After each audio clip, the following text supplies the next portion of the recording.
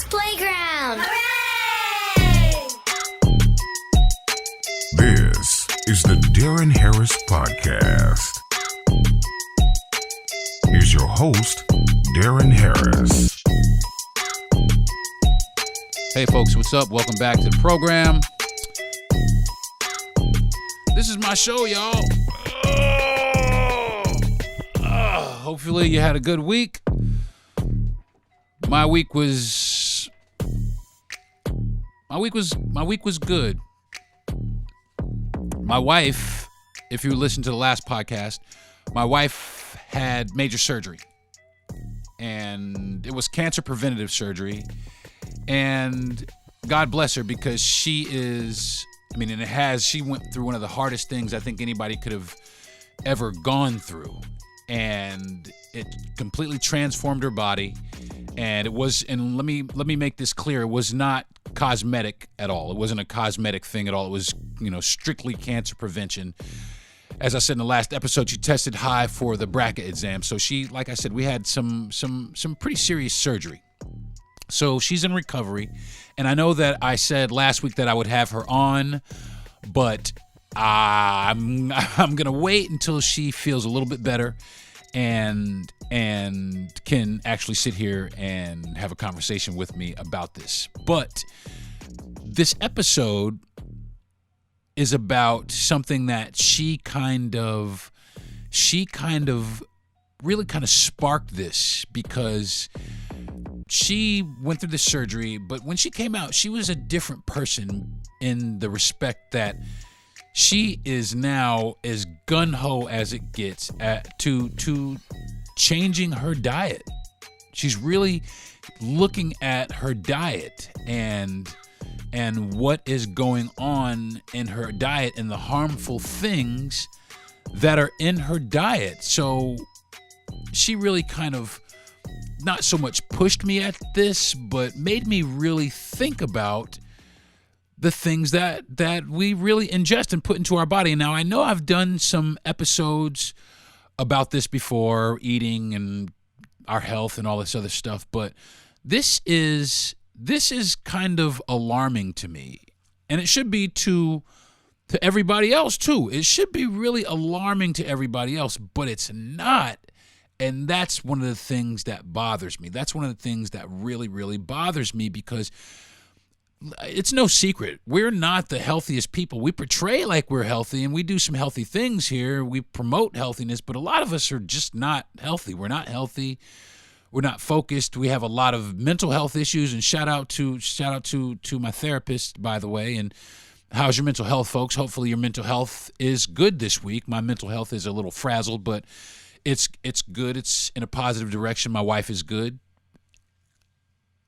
But back to what I'm really wanting to talk about, which is this food that we got going on, man. And I just think it's wild. So I want to talk about our food supply. I want to talk about our food supply and where we get our food, and the farms and the farming industry, and where we get our foods from. And what I really want to talk about is this one particular act. There was an act that was passed. It's the Agricultural Gag Act. I'm not really sure if anybody knows what that is. It's the Agricultural Gag Act. It's a piece of legislation, also known as the Ag-Gag, the AGGAG, the Ag-Gag law. And there's a few states. I don't think it's every state, but it's a few states that have this act. And what this act does is it prevents whistleblowers, journalists, news people from telling on these people or exposing the conditions of the factories and the treatment of the animals that go into the production of our food. And it's bothersome because it really does hold back the transparency in the American food industry. That's scary. That's troublesome, to say the least.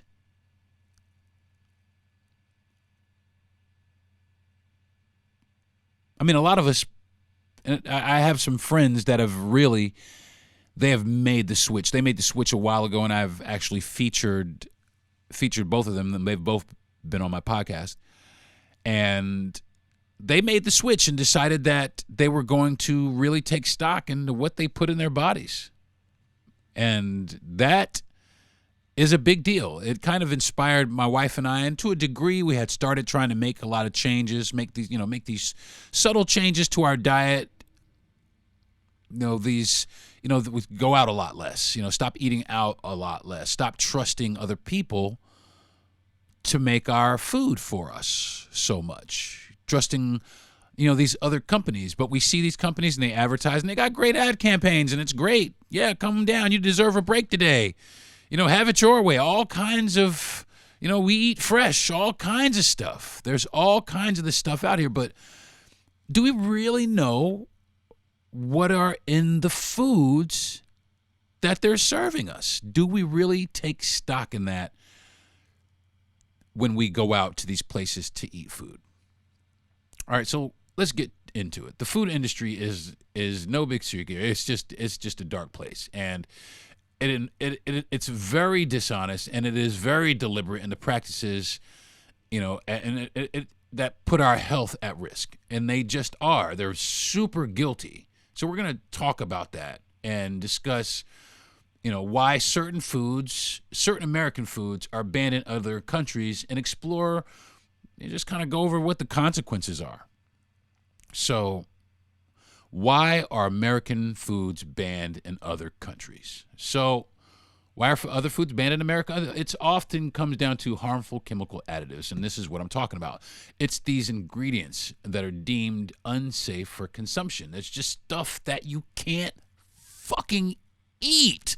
Some of these additives are linked to health problems like obesity and cancer and cardiovascular disease, and they don't care, and they continue to use it, and we continue to eat it. See the problem, folks? That right there, that is the problem. That's the problem. They continue to make it, and we continue to eat it. They continue to make it. We continue to eat it. We start developing things like cardiovascular disease and cancer. And what happens there? Then we got to go to the doctor. We have to go to the doctor and get told that we have cancer. And now we have cancer. And now we have to have treatment and spend all this money and use insurance. And now we have cancer. Now I have to take this medication because I have cancer now. Because I ate one too many ho-hos, or I have diabetes, or whatever it is. Now I have to take this medication, which does what? It involves the pharmaceutical industry. I mean, really. Listen to this. Now, check it out. Which countries have banned the most American food? Well, check it out. The European Union said, fuck that shit. They have restricted, they have strict regulations and have restricted a lot of our food. Like a bunch of food. Like food that we eat a lot of. Like food that they not necessarily ban the food. They just, there's some outright bans, but they do have some of our products over there. But their products that are over there have different ingredients than our products, like ketchup and Mountain Dew and oatmeal and Doritos and shit like that. They have their things have different ingredients, and when you compare the two, it's staggering at how many more ingredients go into the American version of these products than the versions in the UK. It's so crazy. It's so crazy to sit here and look at these foods and go, why do you guys get a different Heinz ketchup than we get here? Well, the answer is very, very simple in my eyes anyway, and that is because they're doing it on purpose. They're doing it on purpose. They want to make us sick. They want to make us sick. There's big business in us being sick all the time.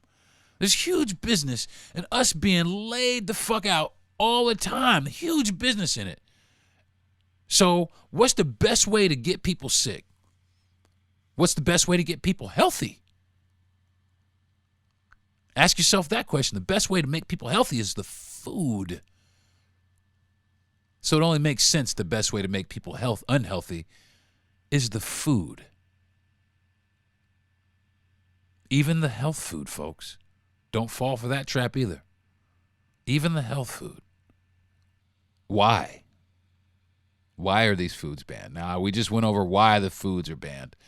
But here are a list of 10 American foods that have been banned in other countries and the reasons why. I have compiled this list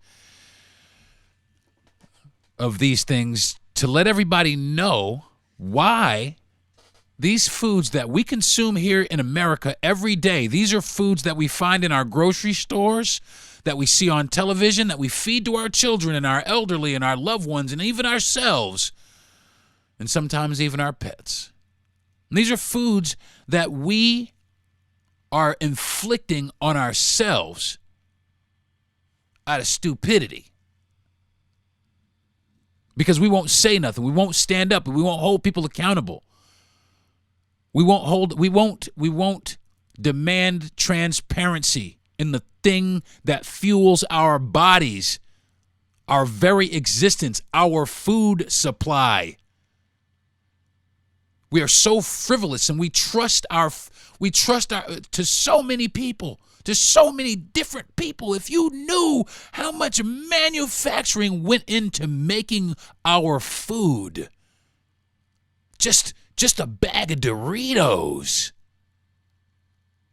If you look at the chemicals on a bag of Doritos, and then you think about what process was made to get these chemicals to put in these Doritos. Think about that shit, man. That shit is crazy. They had to make shit to put on our food. That obviously makes us sick. That's crazy. That's crazy to me. So here they are. There's 10 things, 10 American foods, and this is just a short list, by the way. This is 10 American foods. Okay, number 1, artificial dyes. Artificial dyes are banned in other countries. And some synthetic food dyes like Yellow 5 and Red 40 are linked to hyperactivity in children, leading to bans in Europe. Number 2, brominated vegetable oil, or BVO. BVO, found in some soft drinks, is banned in Europe and Japan due to concerns over its impact on the nervous system. Get the fuck out of here. You know, come on. Ugh. Yeah. Start looking at the labels, folks. Start looking at what you're putting in your body. I'm dead serious. I'm absolutely serious. Start looking at what you're putting in your body. It doesn't take 2 seconds but to turn over the label and look. And if you can't pronounce some shit, chances are you're not supposed to put it in your body. That's the general rule. Now, of course, there's some exceptions to the rule. You know, of course, there always is. But, you know, we can never get away from everything. We can never get away from every chemical. It's just the way that the world is now. I mean, you know what? And I'm not really even going to say that, because there are ways to eliminate these things from your life, and we'll get into that later in the podcast. But as for right now, in most of America, it's an insurmountable task to, man, what the fuck do you mean? Stop eating McDonald's. I mean, holy shit. I got to stop eating, you know, this. I got to stop eating the thing that I love the most at the grocery store. What about these health food? Yeah, man, some of this stuff, a lot of this stuff is not what it appears to be. It is the proverbial wolf in sheep's clothing. So this is a word that I can't pronounce, and I'm going to ask my friend Artie Intel from the AI Report podcast to go ahead and pronounce this word for me. Artie, could you pronounce this word for me? Sure. Ractopamine. Ractopamine is the growth-promoting drug used in American pork. This potentially risky drug is banned in the EU, China, and Russia.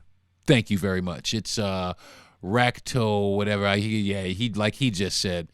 Chlorine-washed chicken is also banned in Europe. What the fuck do you mean chlorine? Why they wash the chicken in chlorine? Yes, folks. Yes, the United States washes the chicken in chlorine. The EU bans chicken treated with chlorine, which is commonly used in the U.S. to kill pathogens, but raises safety concerns. Hell yeah, putting chlorine in your... Listen, here's another one that's just crazy. Number 5, RBGHBST. That's just capital letters, folks. That means it's okay. Recombinant bovine growth hormone used in American dairy is banned in the EU and Canada due to concerns about its effects on human health. Arsenic in the chicken feed. Some American poultry feed contains arsenic, which is banned in the EU due to its carcinogenic properties. Number 7 is potassium bromate. This additive in bread, okay, this is in bread, and I eat a lot of bread, is banned in the EU and China and Brazil because of its potential carcinogens.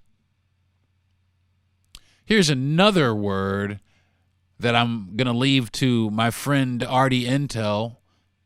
And Artie, I need, listen, bro, I need some help with this. Can you help me out? Azodicarbonamide. Okay. What he just said. Azodicarbonamide. Found in bread. And get this, yoga mats. Listen, it's crazy what we use stuff for. And it's that, and by the way, that's linked to asthma. Okay? That's linked to asthma. Farm-raised salmon. If you don't catch the salmon yourself, don't eat it. Some American farm-raised salmon contains antibiotics and chemicals, leading to bans in various countries, not just the UK. Olestra. Okay.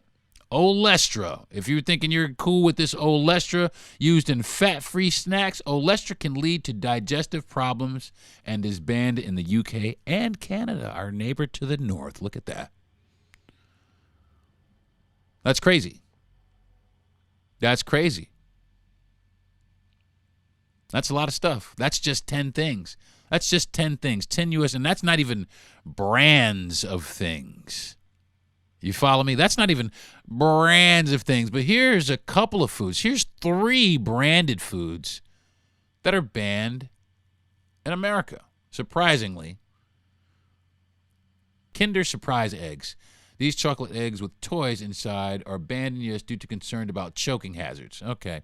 That's new. That's not due to the actual chocolate, but it's the choking hazard for them. That's banned. Haggis. Yeah. Absinthe. But absinthe is one of those things that is on the cutting edge because it's been regulated. Because back in my days of tending bar, there was, in the United States, you couldn't really get absinthe. There was no absinthe. And part of the reason is because they say it made you hallucinate. Now, I really never had any absinthe until there was this company called Lucid, and if you're familiar with it, they made an absinthe, but it was partial absinthe. It wasn't 100% pure absinthe. I can't believe I'm saying it, but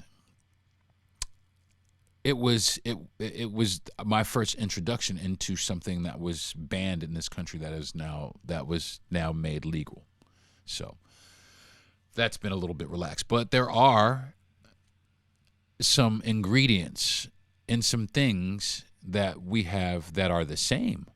Like I was talking about before, there's some ingredients that we have that are the same that are banned. And we'll get into that in just a couple of minutes. But I'm going to take a quick, fast break, go to the bathroom, check my email really fast, and I'll be back. You're listening to the Deron Harris Podcast. Come on back. Check me out.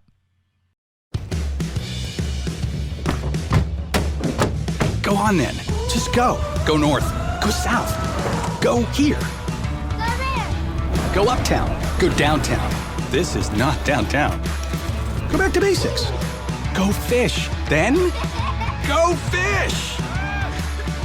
Go down memory lane. Just make sure you share the lane. Go dance like no one's watching. Go where you're absolutely sure that no one's watching. Go say I do.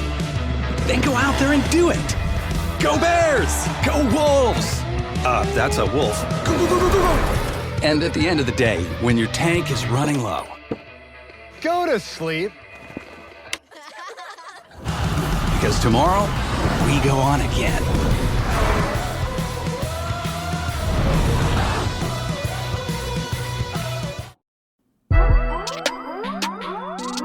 Now, back to the Deron Harris Podcast.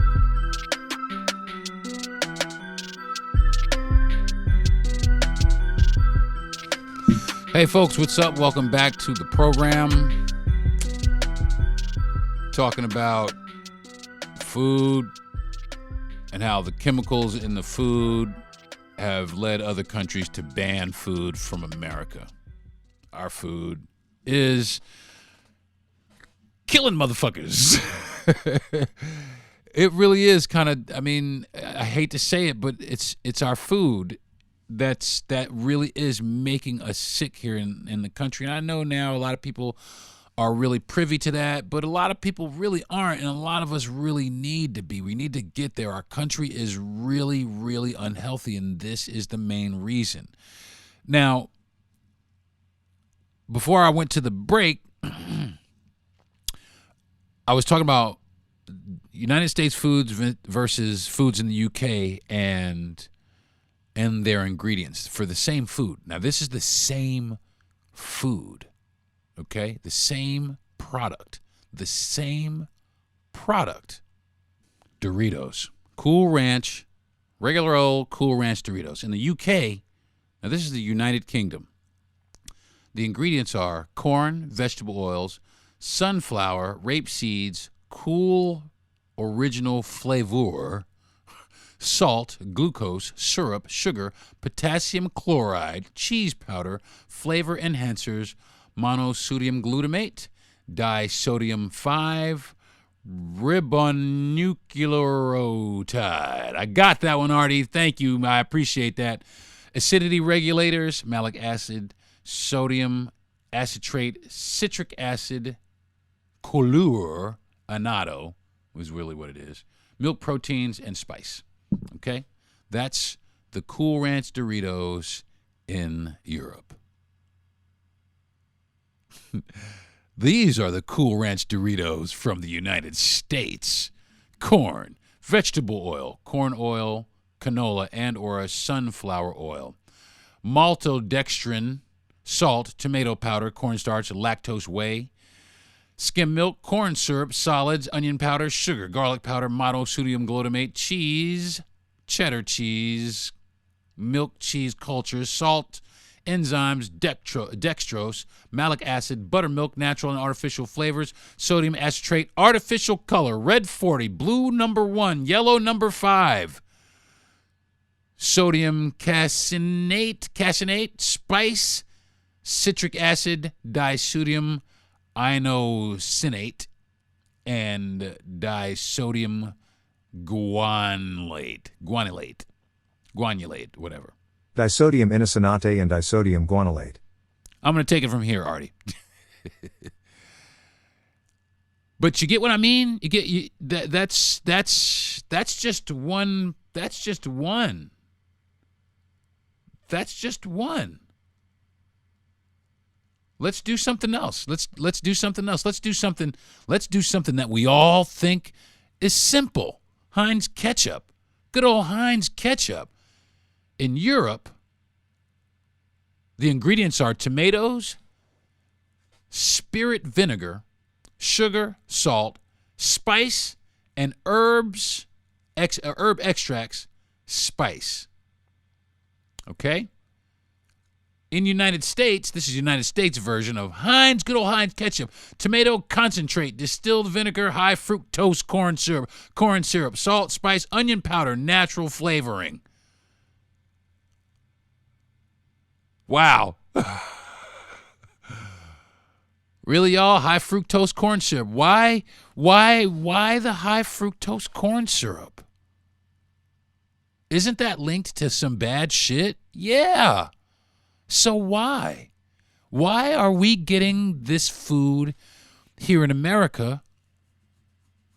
I mean, I'm literally, if you could see me right now, I'm literally scratching my head. I can't understand it. I cannot understand it. Why?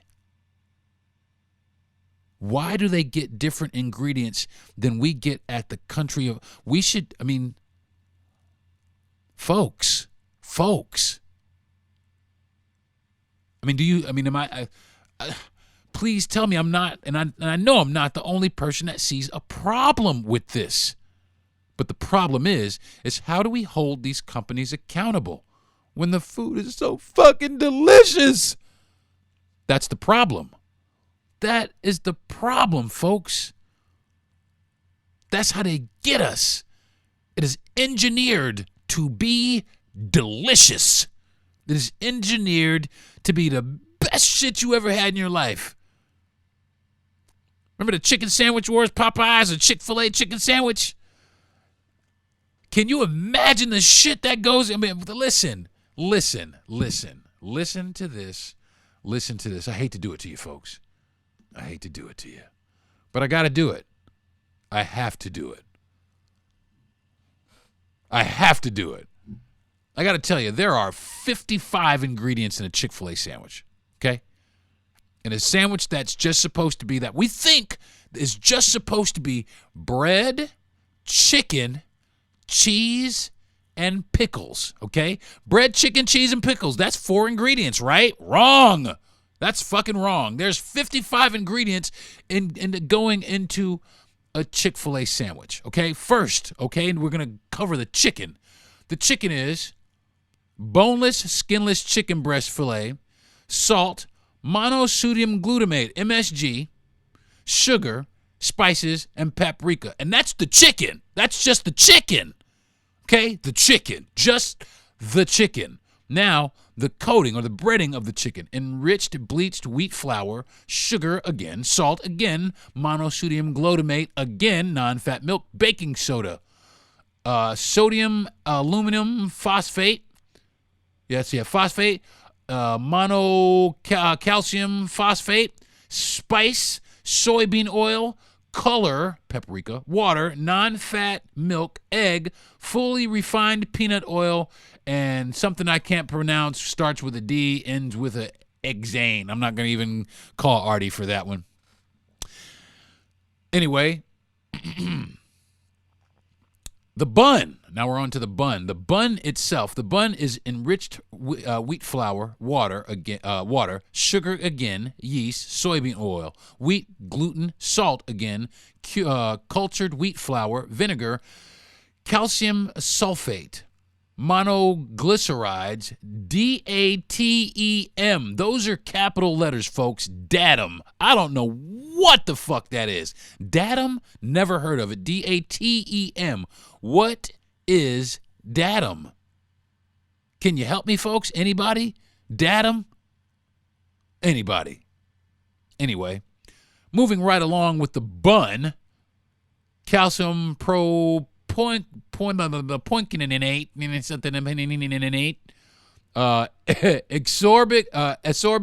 citric acid, enzymes, soy lectin, potassium iodate. Yeah, that's the bun. And then there's the bun oil. There's the bun oil, soybean oil, palm kernel oil, soy lectin oil, natural flavors, beta carotene. Natural flavors for the bun oil. Pickles, really? Ingredients for pickles. Okay, I'll give you cucumbers. Okay, water. Cool. Vinegar. I get that. Salt. Okay. Alum. A-L-U-M. I'm lost now. Calcium chloride. I'm even more lost. Potassium sorbate. Natural flavor. You got a naturally flavored pickle. Polysorbate 80 in my pickles, or in the pickles at Chick-fil-A. Yellow 5 and blue number 1. Yellow 5, blue number 1, and polysorbate 80 in the pickles. So there's 55 ingredients in just the Chick-fil-A sandwich that they claim to be so good, just basic good-for-you food. Not to mention, you know, McDonald's. I mean, nobody knows what the fuck is in those flame-retardant ass fries. We eat the craziest things in the world, folks. We really do. We go straight to 7-Eleven, right over to that little box they got in the corner.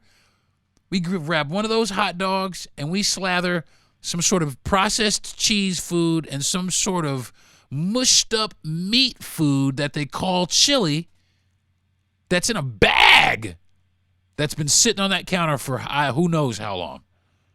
And we eat that shit and call it great. Because it's delicious, folks. I can't lie. I can't lie. I'm guilty. Guilty as charged. They're delicious. They're absolutely delicious. I've sat in 7-Eleven and made myself 2 of them. Just sat there in 2 of them, sometimes 3, especially when they were cheap. 99 cents. Man, I got $3 all day. Bam, bam, bam. 3 hot dogs. Bam, bam, bam. It's crazy. But all these subtleties, all these little things contribute. They contribute to our health, to the health of our country. They contribute to the health of the American people. It's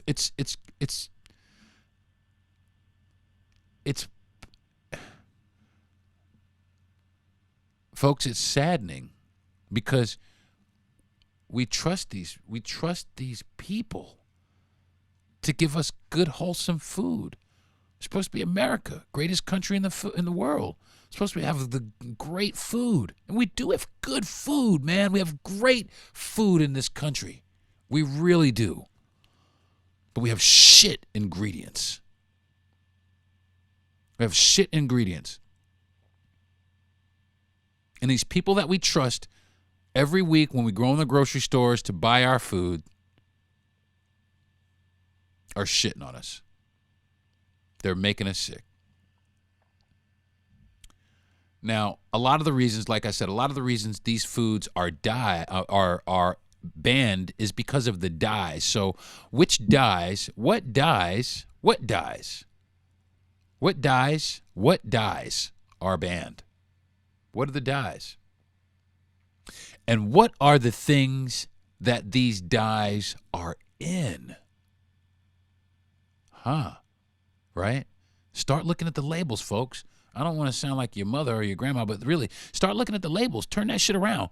Turn it around and look at that shit.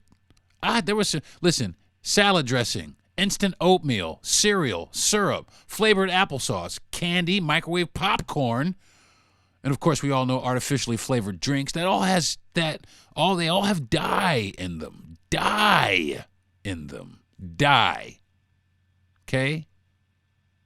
Think about it. Dye. They want you to die is what they're doing. It's what it is. But there's things that you can change, man. There's things that you can change. Like red dye, people use beets. Sometimes in small amounts, if you use beets, you can't even tell that there's beets in there, and there's a benefit to you. But I'm not going to preach to you about health food this episode, but really, there are ways for these companies to do this. There are ways for these companies to make our food supply safer for us, but they choose not to. Why? Why are they doing this? Why is this happening to us? I mean, why are they doing this? It's simple, folks. Capitalism. Cash money. cash money. There's a dollar value on all of us. There's a dollar value on all of us and how we get to visit the hospital and check to see all these different things that ail us. My wife just had to have major surgery, like I said at the beginning of the podcast. Major cancer, preventative surgery. And that's why. And that is why. It keeps these people rich. Keeps these companies rolling in dough and taking the money straight to the bank at the expense of our health. So I'm going to give you guys the 7 worst dyes, and you might want to write this list down. These are the 7 worst dyes that you can put in your body, okay? The 7 worst dyes. Blue number 2, okay? Green number 3. Red number 3. Red number 40. Yellow number 5. And yellow number 6, okay? And believe it or not, these dyes can affect your behavior. And if you didn't, red number 40 and yellow number 5 can disrupt nervous system function, which may increase symptoms of anxiety. So if you have anxiety, like I have anxiety, it's the food. It's the dye in the food. That's how intricate it is. That is how intricate this is. It's the dye in the food, folks. So, listen. This is a call to action. If you've made it this far in my podcast, congratulations. But this is a call to action that I'm about to propose to everybody who is out there and listening to my podcast. So if there's anybody listening to my voice right now, this is a call to action for everyone. We have to demand real food and real transparency in the food industry. Period. Point blank. We got to demand it. I mean, I know we got Democrats and Republicans out here fighting, but who's fighting to keep us alive? To keep us healthy? Who's fighting for that? We've already proven that the Democrats and the Republicans, they're not fighting to keep us healthy. They're just fighting for themselves. We got to be the ones to step up, folks. We have to be the one. This is also a call to action for ourselves, to be the ones, to be diligent and look at these things, find these ways, find other ways to eliminate these things from our diets. And if enough of us do it, eventually, the trickle down, we hope, is that these companies will get the message and they'll start trying to make food that is actually beneficial to the human body. I really hope so. So here are 10 things. Here's 10 ways to eliminate harmful foods and ingredients from your diet. All right, this is before I'm going to wrap it up after this, folks. I got to get back home to my wife. She is home, like I said, with my mother still going through recovery, but I want to get through this, and I really want to drive this point home and let everybody know that we can do this. And this is just 10 ways. These are 10 ways that we can eliminate these things. Number 1 is cook at home. That's probably the most simple thing that you can do is cook at home, prepare meals from scratch using fresh ingredients and just whole ingredients. And listen to this also. When you're going out and you're buying produce and things of that nature, look for number 4s. Look for the number 4. A little sticker there's got a 4, and some of them have a 9. Don't get the ones with the 4. That's just regular grown food. They have pesticide. Get the number 9s are the organically grown food. Okay, that's organically grown food. And that's what you look for. Read the labels is number 2. Read over everything. And my rule of thumb is this. If there's too many things I can't pronounce, I don't get it. If there are too many things in this packaging that I can't, this small packaging that I can't pronounce, I don't get it. I used to love McDonald's. My wife and I, we just don't go anymore. We don't do fast food. We just don't do it. We just don't do it because that's just what it is. That's just what it is. We know that to be what it is. Number 3, like I just said, opt for organic products. If you have access to it, and they may be a little bit more expensive, and if you sit on them, they may go bad a little quickly. So, what I used to do when I lived in New York is if I was going to cook today, I went to the grocery store today and I bought the things that I was going to cook today. So it was fresh. So if you adopt that ideology and you apply I'm going to only shop for organic products, then, you might be able to make yourself a pretty decent regiment with that. Number 4, limit processed foods.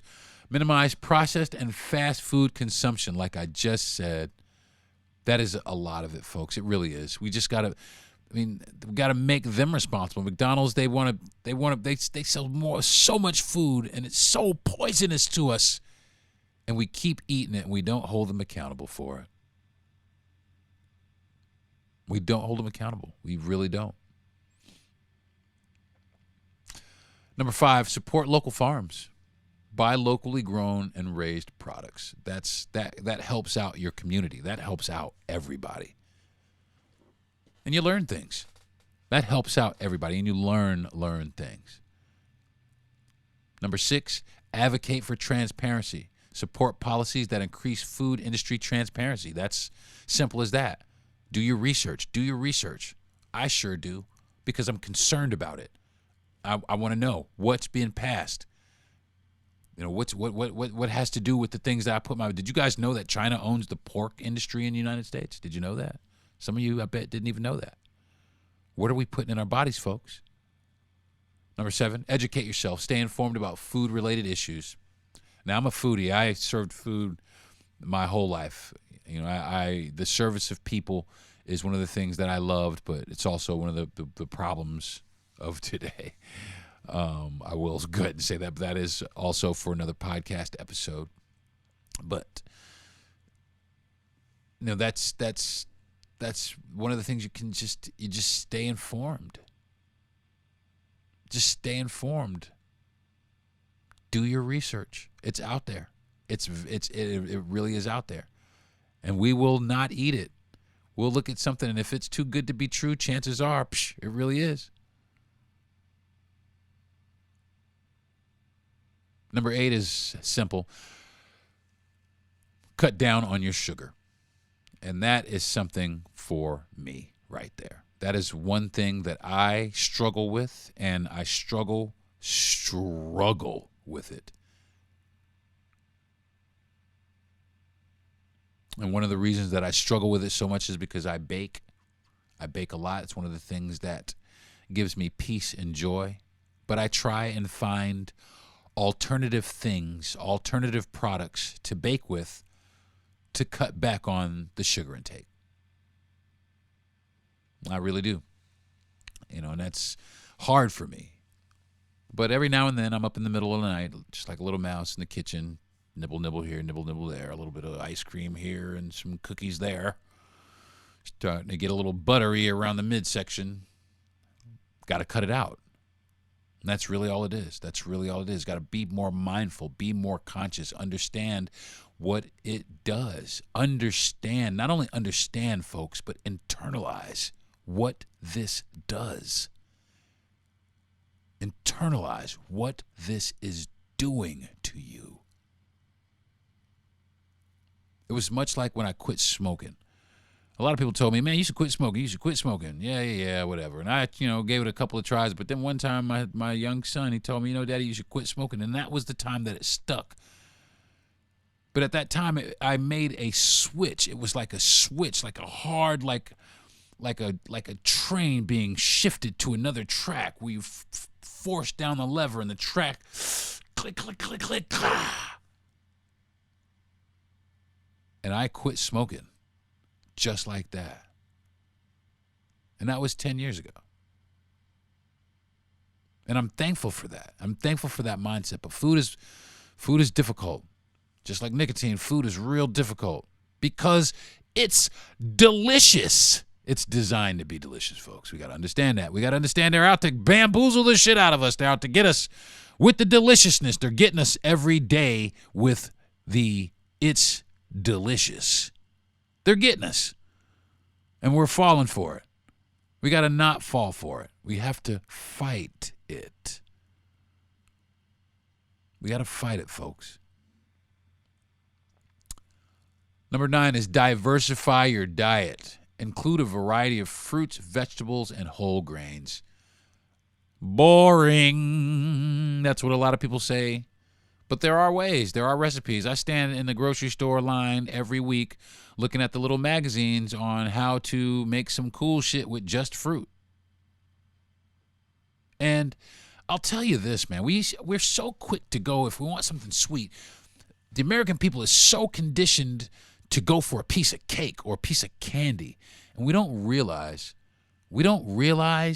how good an apple is. How absolutely amazing an orange is. We don't even recognize that these muscadine grapes are the most incredible grapes I've ever put in my mouth. We don't even realize that. So quick to go for a Snickers bar because it really satisfies. It also helps kill you too. And lastly, folks, number 10 is demand accountability. Hold food manufacturers and policymakers accountable for public health. They want to be accountable for everything else. They want to tell us what to learn and how to think and what to vote for, and hold them accountable, folks. We need to start holding them accountable. It is the only way that these things are going to change. It's the only way that our country is going to be back on the upslide. Because right now we lead the world in so many bad things. And a lot of it is food related. A lot of it is food related. If you don't believe me, look up the statistics and then look at our diet and look at the things that are in our diet and the deficiencies that they cause. Okay? And I'm going to leave it at that today, folks. I think that's good for today. I'm starving, and I got to go out and make good decisions, but I did make a really great decision. I made some stew from scratch, from absolute scratch, everything. I made the demi-glace. It took 17 hours. And then I made the stew, and that took another 5 or 6. And it was made out of everything, fresh herbs and spices. No McCormick, nothing, nowhere. And it was amazing, folks. A little bit of effort, a little bit of time, a little bit of elbow grease, some tender love and care. And I had some really good, really healthy stew. It can be fun, and it can be done, and you can do it. That's going to do it for this week's episode of the Deron Harris Podcast, folks. I want to thank my wife for being the superhero that she is and opening my eyes to this subject. Thank you, babe, because it makes a lot of sense. I want to thank the Yandel family. I want to thank the Yandels for also turning mine and my wife's eye even more towards this issue, because it is very important. I know a lot of you are like, whatever. But man, talk to me when you're laying on your deathbed and they're telling you have this disease because you ate this. It matters, folks. It really does. It matters. So I want to thank the Yandels for all the encouragement and the motivation and the inspiration for us and others. I want to thank my parents for being great parents, even though they fed us, collard greens and cornbread and macaroni and cheese and candied yams, and don't get me wrong, I'm going to still eat that shit from time to time, but just a whole lot less of it. Because, you know, everything that tastes good ain't always good for you. I want to thank my producer and best friend, Jesse Yandel, for being a great producer and a good motivator. I want to thank Gentry Thomas for giving me the platform to do my podcast on every week. And last but not least, I want to thank my listeners, all of you that are out there that are still listening to my podcast. You guys shock me every single week. I swear, when I do my podcast, I'm like, great, maybe 8 or 9 people are going to listen to this. But every week, I am pleasantly surprised and wonderfully shocked, and I thank you all for the ongoing support. Thank you so much. I do appreciate it, and hopefully I am giving you guys better content. I'm trying to get better, and with your help, I will achieve that goal. So I want to thank you, and this is one of the reasons, you guys are one of the reasons that I do podcasts like this, so that you guys can get something out of it. You can get a little bit of knowledge out of it. I know I babble a lot sometimes, but you know, I only want to give you guys something that you can use positively to make your lives positive. I know I talk a lot about a lot of subjects that might make people cringe, you know, or piss a lot of people off. I have an inflammatory podcast, as it's been called. But just know, everybody, that everything that I try and bring to you, I bring to you from a place of love and a place of wanting to heal, wanting to overcome adversity. And that's where I get the motivation to do my podcast. And I get that from you guys. And I appreciate you again for listening. And I'll see you next week. All right? So until then, read some labels, folks. Cook some food at home. Peace. You've been listening to the Deron Harris Podcast. Subscribe to the show, give a good rating, and everything you need to know is at DeronHarris.com.